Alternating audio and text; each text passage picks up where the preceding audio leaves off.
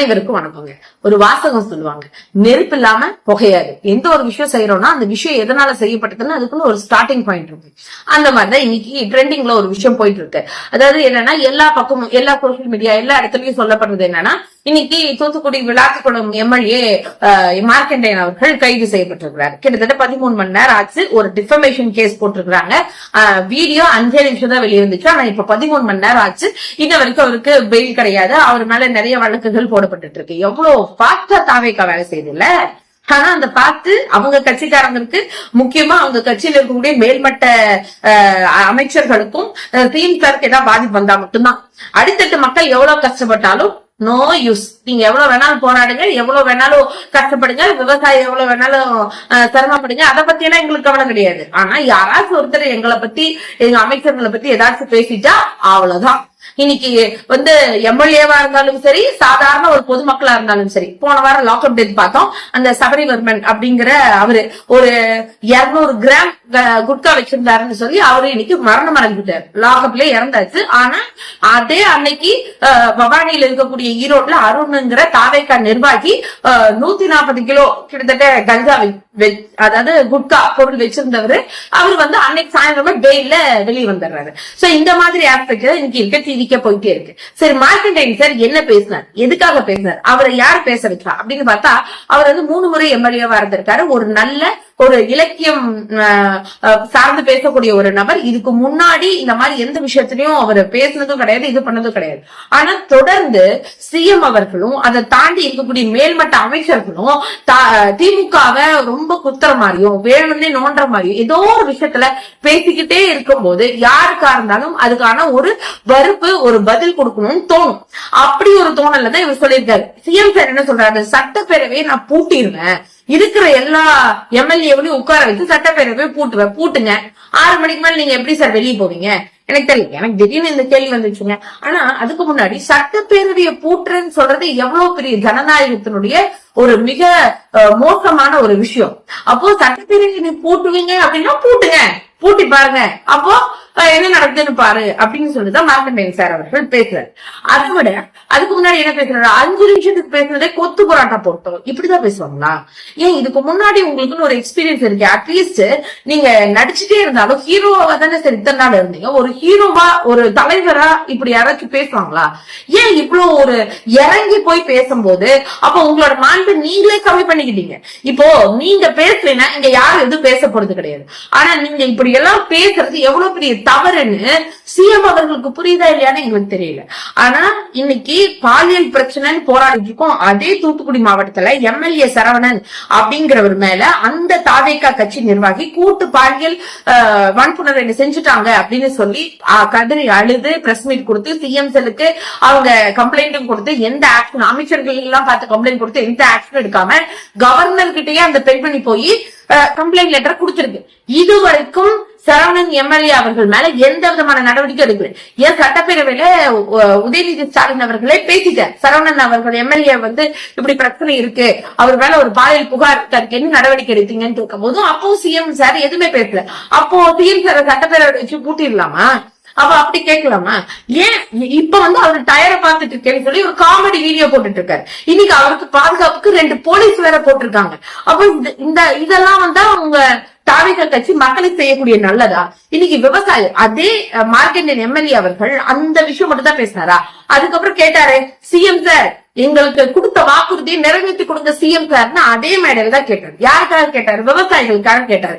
ஏன் அவர் விவசாயிக்காக கேட்டாருன்னா, மார்க்கண்டேயன் எம்எல்ஏ அவர்கள் முதல் விவசாயி, செகண்ட் அட்வொகேட், அப்புறம் தான் அவர் எம்எல்ஏ.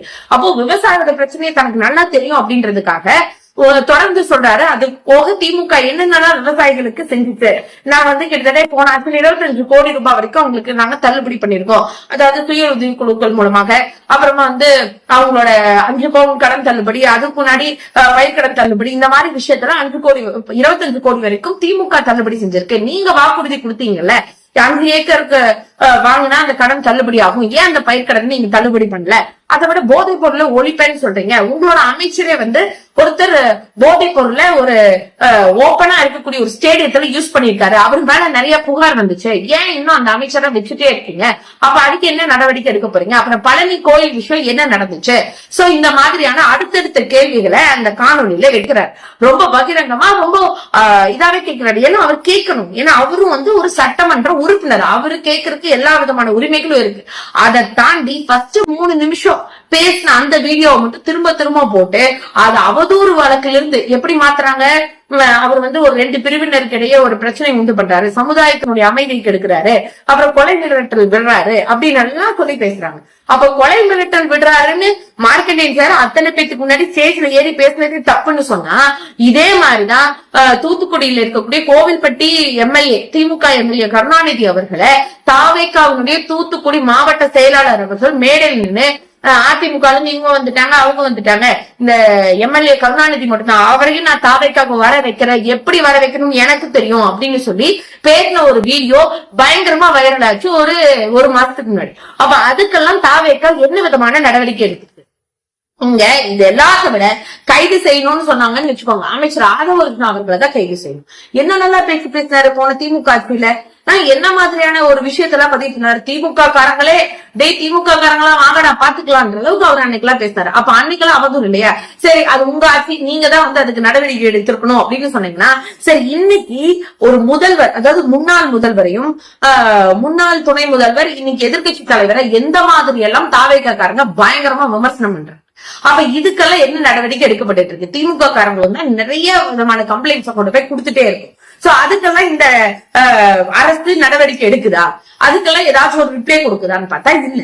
இன்னைக்கு ஒரு மார்க்கெட்டிங் சார் அவர்கள் சட்டமன்ற உறுப்பினர் ஓபனா வந்து ஒரு சில விஷயம் சொன்னதுக்கு இவ்வளவு பேசுறீங்க, அவரு சிஎம் திட்டாரு அப்படின்ற மாதிரி அவர் மேல இவ்வளவு ஒரு வன்மத்தை கக்கறீங்க.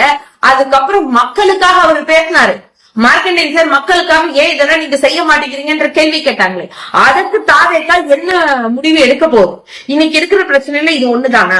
அது எப்படிங்க சார் எனக்கு புரியல. ஒரு எம்எல்ஏ, அதாவது திமுக சார்ந்த ஒரு எம்எல்ஏ, ஒரு ஜென்சில இருக்கக்கூடிய ஒரு பசங்க, அதை தாண்டி ஒரு சோசியல் மீடியால இருக்கிறவங்க எல்லாத்தையும் இந்த கடந்த ஒரு 70 நாள் அடுத்தடுத்து கைதுகள், இதுக்கெல்லாம் மட்டும் அவ்வளவு வேகமா வேலை செய்ய முடியுதா?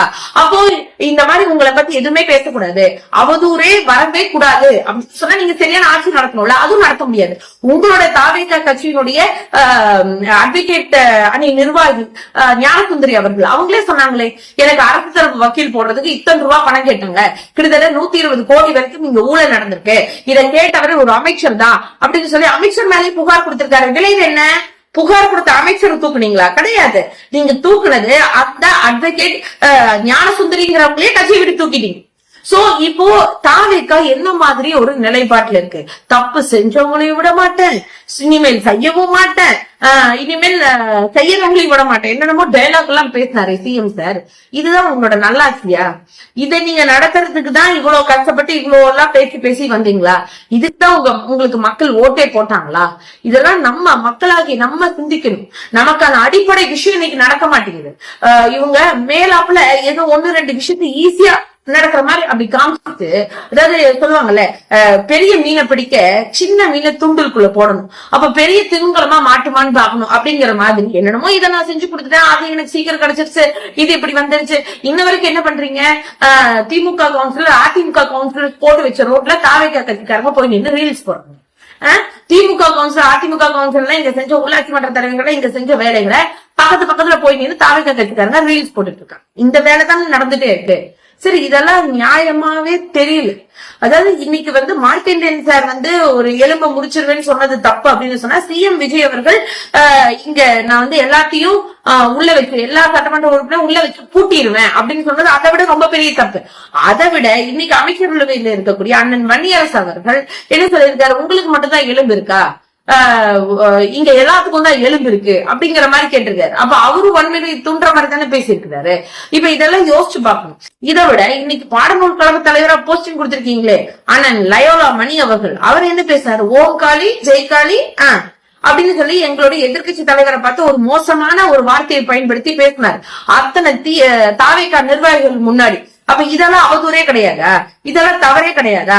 அப்போ நீங்க பண்றதெல்லாம் சரி, நாங்க பண்றதெல்லாம் தவறுன்ற மாதிரி சித்தரிச்சு மக்கள் கிட்ட தப்பான எண்ணத்தை விதைக்கணும்ன்றதுக்காக இந்த மாதிரி விஷயங்கள் நடத்திக்கிட்டே இருந்தீங்கன்னா நாங்க திமுக காரங்க மட்டும் இல்ல, இனிமேல் தமிழ்நாட்டு மக்களை பார்த்து உங்களை கேள்வி கேட்க ஆரம்பிப்பாங்க. அதுக்கு ரொம்ப நாள் கிடையாது.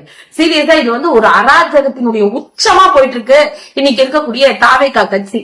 இதெல்லாம் வந்து சரியான்னு தெரியல. இன்ன வரைக்கும் பழனி கோயில் விஷயம் கேட்டா அதுக்கு விளக்கம் கிடையாது, ஏதோ ஊழல் சொல்றாங்கன்னு கேட்டா அதுக்கு விளக்கம் கிடையாது. உங்க அமைச்சரவையில இவ்வளவு பிரச்சனை நடந்துட்டு இருக்கு, இத்தனை அமைச்சர்கள் இந்த மாதிரி எல்லாம் செய்யறாங்க, போதைப் பொருள் பிரச்சனை வருதுன்னு கேட்டா அதுக்கு என்ன விளக்கம் கிடையாது. இன்னைக்கு மேகதாது ஆனா என்னன்னு தெரியல, இன்னைக்கு டீலிமிட்டேஷன் ப்ராசஸ் கொண்டு வர போறாங்க ஒன்றிய அரசு. அதை கேட்டாலும் திமுக கிட்ட போய் கேளுங்க, திமுகவுடைய நிலைப்பாடு என்னன்னு கேக்குறீங்க. எல்லாத்துக்குமே திமுகன்னு சொன்னா நீங்க ஏன் சார் ஆட்சியில் உட்காந்துருக்கீங்க, நீங்க பேசாம விலகிடலாம்ல. இன்னைக்கு லாக் அப் டெத் வரைக்கும் நடந்திருக்கு. சிஎம் சார் ஒரு மன்னிப்பும் கேட்கல, அதை பத்தி விளக்கமும் கொடுக்கல. உண்மையாலுமே அந்த சபரிவர்மன் அந்த பையன் இறந்ததுக்கு எதுவுமே பேச கிடையாது. சிஎம் சார் வாயை திறந்து எதுவுமே பேசல. அராஜகத்தின் உச்சமாக திமுக இருக்கக்கூடிய உறுப்பினர்கள், அதை தாண்டி இருக்கக்கூடிய இங்க மாவட்ட செயலாளர்கள், இல்ல எம்எல்ஏக்கள், இல்ல வந்து திமுகவினுடைய மேல்மட்ட நிர்வாகிகள் ஏதாச்சும் கேள்வி கேட்டா அவங்கள இவ்வளவு மோசமா கைது நடவடிக்கை எடுக்கிறதும், ஒரு போலீஸ்காரங்களை வச்சு மிரட்டி இந்த மாதிரி அராஜக போக்கு காமிக்கிறது அப்படின்னு எல்லாம் இது வந்து சுதந்திரத்துல ஜனநாயகத்துல நடக்கக்கூடாத ஒரு செயல். இது ஜனநாயக உரிமையை பறிக்கக்கூடிய ஒரு விஷயமா நடந்துட்டு இருக்கு. இப்படிதான் பண்ணுவீங்க நீங்க சொன்னீங்கன்னா இங்க ஒரு கட்சியினுடைய போராட்டமா இல்ல, மக்களினுடைய எழுச்சி போராட்டம் விரைவில் வரும். அதற்கே இன்னைக்கு இருக்கக்கூடிய தாவேகா அரசும் தமிழ்நாட்டு முதல்வரும் பதில் சொல்லியே ஆகணும் அப்படிங்கறதுல எந்த மாற்று கருத்து இல்லை.